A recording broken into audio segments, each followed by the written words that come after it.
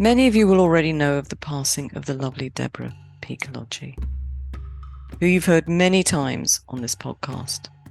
Her poetry, her analyses, her workshops. She was a fabulous writer and very generous with her support for others in the haiku world. She leaves a hole in our poetry lives, and I know for many of you, she'll leave a very, very personal hole. God bless Debbie. May you rest in peace. If only my window were a spaceship window. Saucer Magnolia. If only my window were a spaceship window. Saucer Magnolia. Deborah P Kolodji, Poetry P Journal 2/24. Social distancing. Scrub jays gather in the jacaranda. Social distancing. Scrub jays gather in the jacaranda. Deborah P Kolodji, Poetry P Journal, Winter 2020. Broken fountain, the drip of alternative facts. Broken fountain, the drip of alternative facts. Deborah P Kolodji, Poetry P Journal, Spring 2021. Thank you for the poetry, Debbie. Now this month, we're mainly continuing with our delve into senryu, and Debbie, bless her, has given me a segue into the start of what I wanted to talk about. We've looked at senryu and its historical basis. We've seen that often senryu was written as a result of dissatisfaction with elements of life, religion, marriage, governments, to use a few examples. Well, now next month in September, we have another call out for a senryu topic, Mad Coup. Bona M. Santos very kindly gave me the prod to use this prompt, will be along next week to talk to us about Mad Coup, why she writes it, where it comes from. I think you're in for a treat. Bona and I have already recorded the podcast, and we discover, and if I'm honest, it wasn't much of a surprise, a joint passion. And it's not haiku, although that's a joint passion too. Do come back for that next week, and to hear exactly what we'll be looking for from your poetry in September. If you'd like to start thinking about what you're going to write, I'm going to read you some poetry in a minute that might get you rushing to your notebooks, pen in hand, or tapping out some poetry onto your phone, or however you write your poetry. The important thing, of course, is that you write.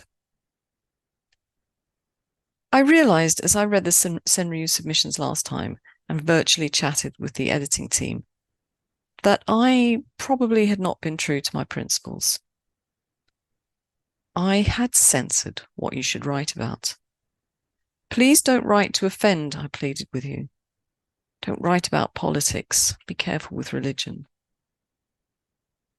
And to be honest, I probably would still say, don't write if your end goal is offending. But there is something about today's publishing world that worries me, and that's the censorship. I believe there are some authors who are thinking about what will or won't get published and write accordingly. And that goes against the grain with me. And I'm very cross with myself for saying, please don't write about this or that. And I'd like to apologize. So this time, I want you to feel free to write about your frustrations, the vagaries of life, to be comedic or dark, to comment on societal bits. Your work will be judged on its craft.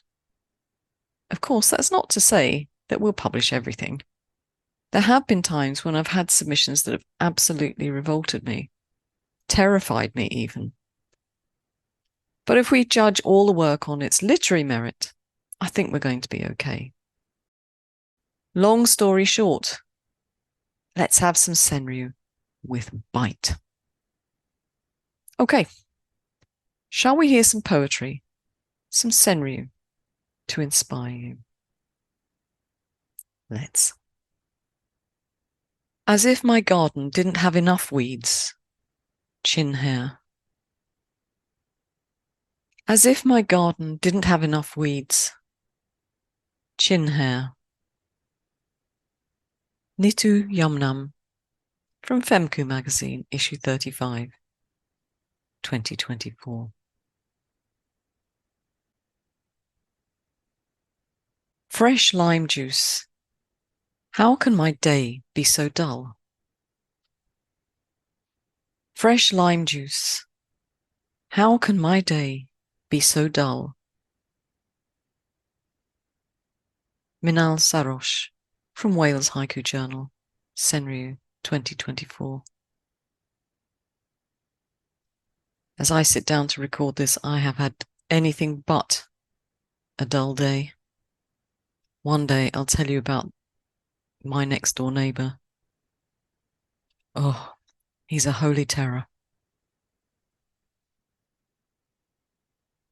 In the polluted pond, a frog croaks.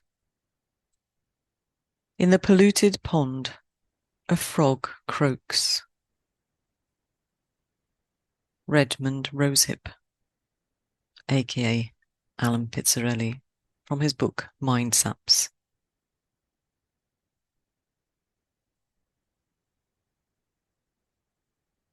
In the confessional, the paedophile priest is again given absolution. In the confessional, the paedophile priest is again given absolution. Alan Pizzarelli, Mind Saps, 2019. White supremacist. His obituary doesn't mention it. White supremacist. His obituary doesn't mention it. Johnny Baranski from Bones, issue 2, 2013.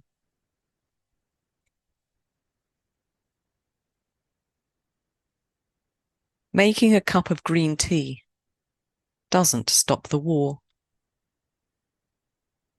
Making a cup of green tea doesn't stop the war.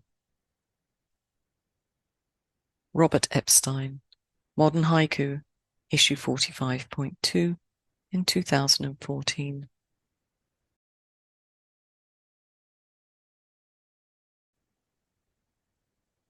Arlington, the uniformity of shadows.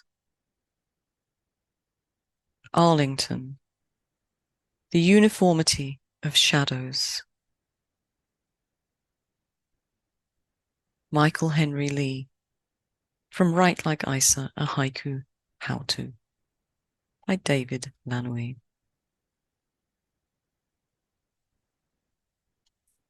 And now I have a couple from our very own editor, Vandana Parashar.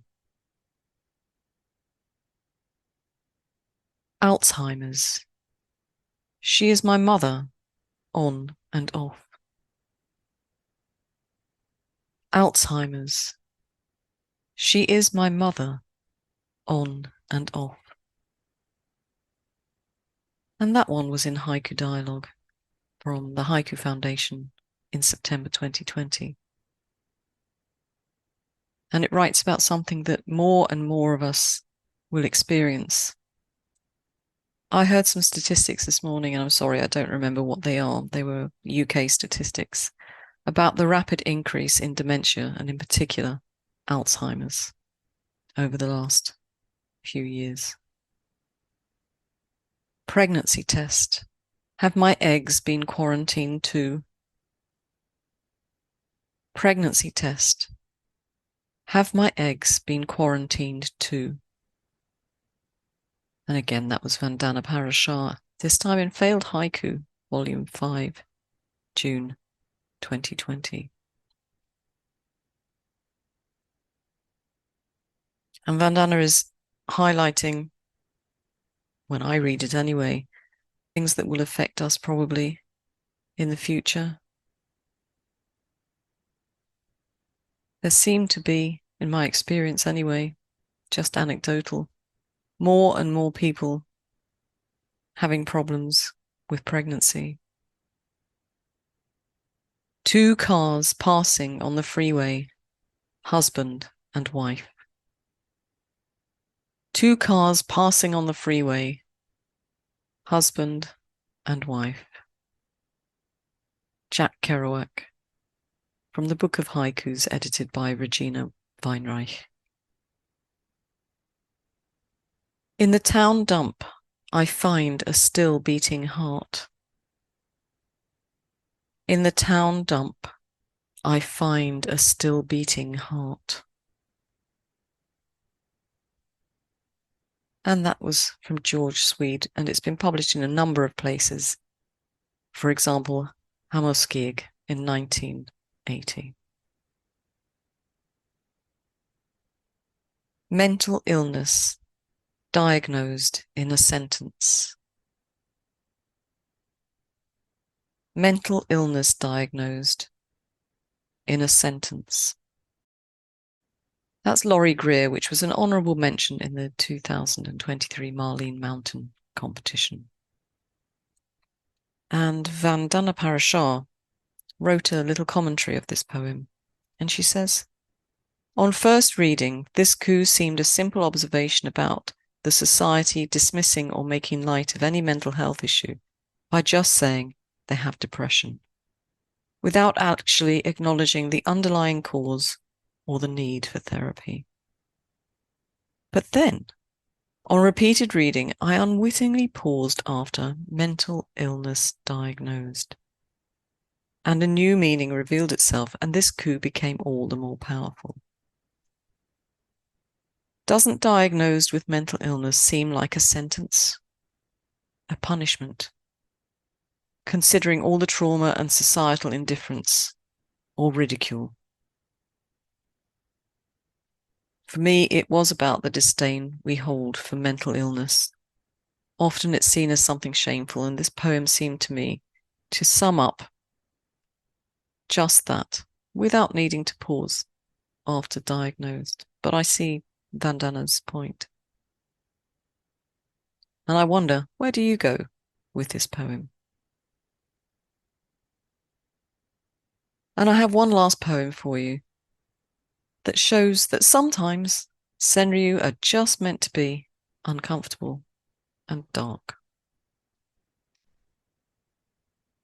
The screaming protester insists I'm not a real father. Still no heartbeat. The screaming protester insists I'm not a real father. Still no heartbeat. And that's by Joshua Gage. And you'll have read it in the Poetry P Journal, 3/24. Well, I hope you enjoyed a bit of poetry with Bite. Maybe found yourself outside your comfort zone. Whether you go comedic, dark, or whatever in the next submission call, push yourself so you feel you've tried something new. And in the best tradition of senryu, if you want to try something but wish to be anonymous, why not do that? But of course, if you want that anonymity, just make sure I know. Did you notice when I was reading through those pieces that many of them come from quite a time ago? There are a few recent poems from 2024, but a few from the 2010s, and one that obviously went way back to 1977. And I wonder, does that confirm what I was saying, that people are afraid to really write about things that trouble them because they might be on the wrong side of the argument? But if we don't write about these things, how can we debate and how can we find our way through it without polarizing the argument. Anyway, there will be links in the show notes. Do go and have a look. And if you've enjoyed the podcast, do tell your friends about us. And if you can sponsor us with a membership, which has benefits to you, or a coffee from time to time, you'd be helping us to keep this show on the road. That can all be done via Buy Me a Coffee, and you'll find that on the website at Poetry P. Now, as this podcast goes out, there's a new video prompt. Make sure you click over to YouTube if you're not already there and leave your poem in the comments. Linda will read it. She reads all of them, and perhaps you might find yourself in the journal or featured on the podcast. How lovely would that be for all of us? So until we meet again next week, I hope, keep writing. And if there's anything missing from the show notes that you'd like some information on, just email me. Ciao.